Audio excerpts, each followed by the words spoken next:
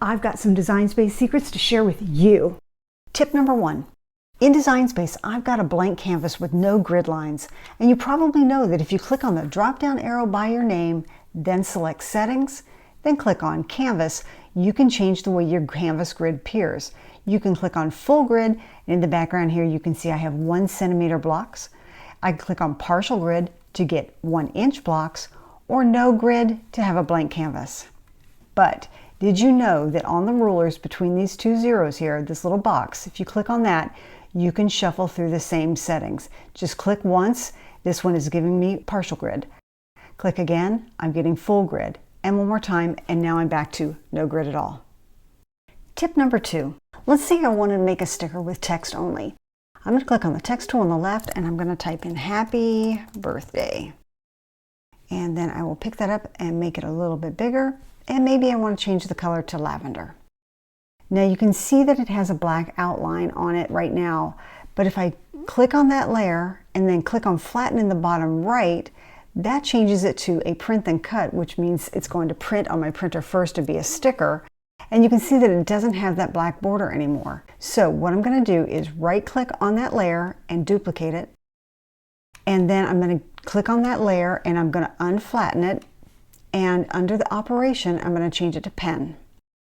And then maybe click on the color box, and I'm going to change the thickness of that pen to say maybe a 1 millimeter and make the color black.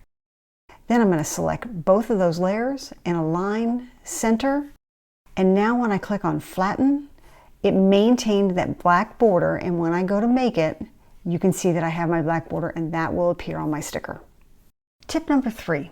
Here I have an image that I got out of the image library, and you can see that it is only 1 layer. So this is not many layers, and I can't change each of the layers' colors individually by clicking on a layer since it's only 1 layer. So what do? Let's say I wanted the outer layer to be one color of my butterflies, the inner layer to be a different color, and my hearts and circles to be also a 3rd color. So I'm going to go ahead and right click and duplicate that butterfly image 3 times.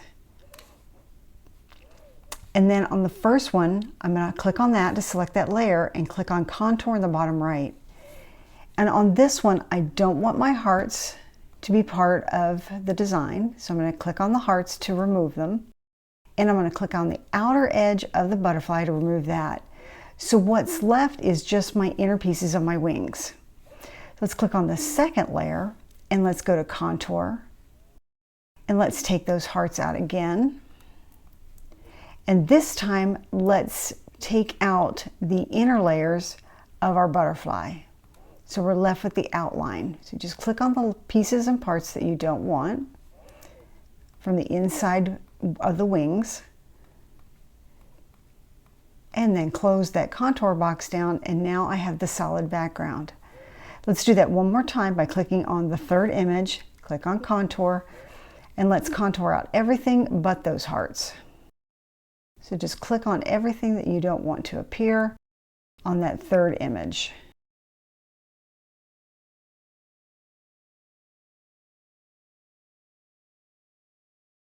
And then close the contour box down, and you can see now we have 3 layers.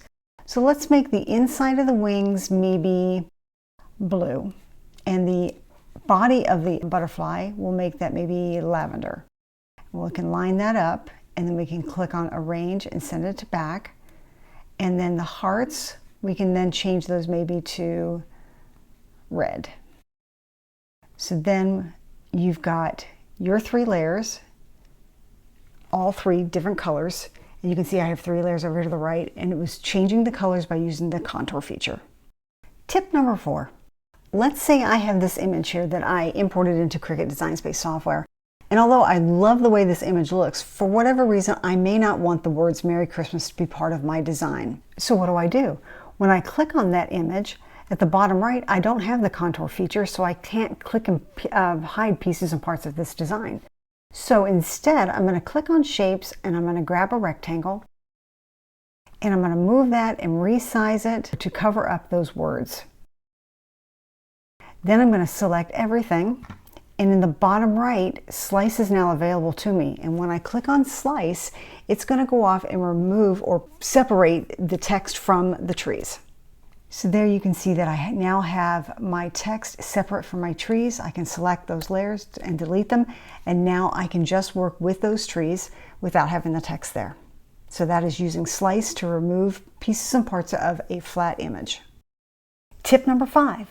If you have experienced issues with cutting fonts and the font is just too thin to cut and you don't get good cuts when you do it, here's a way to thicken that font up. With this font selected and on my canvas already, I can simply go up to Offset and add a very thin, you can increase or decrease your offset, but if you add a very thin offset, say maybe 0.028, and apply that, now you can remove the original text and you have a thicker version that you can cut nicely with your Cricut. Tip number 6. I've got 2 different text styles here on my canvas and I want to knock out or slice the 2 texts where they overlap. So to do that, I'm going to click on Fresh, and under Offset at the top, I'm going to adjust my offset to something that works for me, and I think that I'm good with 0.069, and then click Apply. So now you can see over here under Layers, I have an offset layer. So I'm going to click on that offset layer and click on Felicia, and go to the bottom and click on Slice. Now you can see that I have additional slice layers over here. I can move those slice layers out of the way, and I can even delete them, and now you can see that Felicia and Fresh are separated with a knockout or a sliced offset. Tip number 7. Here's a heart on my canvas, and it is just a basic cut heart, and when I go to the color box, all I can do is change the colors. But if I change that heart to a print then cut and go to the color box, I now have a drop down. I can choose colors or I can choose patterns. If I click on patterns, I can scroll through and there's a wide variety of patterns for you to play with in here. If I click on one, it applies it to my heart. But there's the edit button. Click on that edit button, I can scale that pattern up or down. I can adjust it so that it's closer or further away with the zoom feature. I can move it horizontally. I could move it vertically, and I can rotate the design. You can also flip it. And now you can see that those settings have been applied to my heart. But did you also know you can go up under Upload and click on Pattern Fill and upload a pattern into Design Space. There's my print and cut pattern, and I'll just say Upload. It's a really big file, so we're going to give it a second to upload. And then when we close out of here and we go select our heart and go under Print and Cut and click on that color box, under Patterns you can now see that new pattern I just uploaded into the system. So you can see that when I filled that heart, that the heart was large and larger than the pattern is. So if I click on that heart and I go back under Pattern, I can click on Edit Pattern, and I can use that zoom bar and I can zoom in until my heart is completely filled in with that pattern. Boom. And there you have it. That's how you can upload your own patterns into Design Space to apply to print and cut images. Tip number 8. Ever open up a file that you used a long time ago and wonder what font you used? If I click on that font, you can see that the font menu is no longer available to me, and that is because I welded this layer. So to find out what font I was using, if I right click on that layer and go to the bottom, you'll see Image Info, and when you hover over that, it tells you the font you used. Now what about an image? You can do the same thing with an image. If you right click on the image, info at the bottom, it tells you the number associated with that image in the Cricut library. And you can also click on View Image Sets to get a pop-up of all the images that are in that image set. Tip number 9. Let's say I'm working on a project and I'm ready to send it to be made, and I've got various colors on my canvas. When I go to Make It, it puts each color on a separate mat. See how that is? I've got a red, green, and yellow mat. But maybe for speed of working, I want to move everything to one mat and cut it all at one time, but each color would cut on its own vinyl because I would place the vinyl on the mat in the right location. So to do that, I would go to my yellow mat and I could click on the triple dots and select Move, and then select whichever mat I want to move it to. Or I can click and drag all of those items to select them all, and move them down to, say, the 3-inch mark, and then click on that triple dots and click on move and move them to the red mat and say confirm. So now I have my red images, I've got my yellow images that I just moved over, and then I can do the same thing to my green ones. Click and drag on them, move them down, then select the triple dots and confirm. Now the reason I did that is so that the images weren't overlapping the images that I already have on my red canvas. And now I know that I need to put my red vinyl where in the upper left corner position, and it needs to be just over 4 inches by about 1.5. And then I need to place my yellow vinyl at the 3-inch mark, the same size, and the green one in the bottom corner, the same size. This is how you can speed up the process of working on your vinyl projects by moving everything to one mat and sending it through one time versus cutting one color, weeding it out, putting the next color on, sending that through, weeding that out, and then doing the third one. Just helps speed up the process. And finally, tip number 10. Let's say you have 2 or more Cricut machines.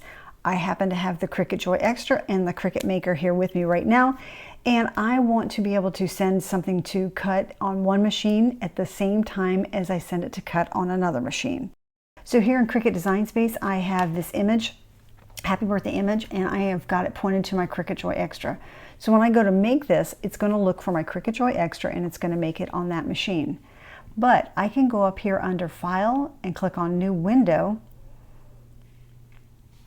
and that launches a new instance of Cricut Design Space. So here I have a blank canvas.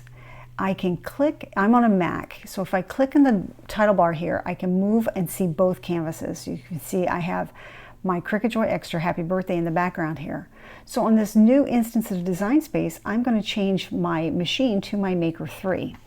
So I will add another image, let's just say this sunflower, to my canvas. And now when I go to make it, it's going to make it on my Cricut Maker 3. So I simultaneously can work on 2 machines at one time to speed up the process. Hopefully you found this helpful and learned a few things. If you've got tips and tricks to share, leave them in the comments below.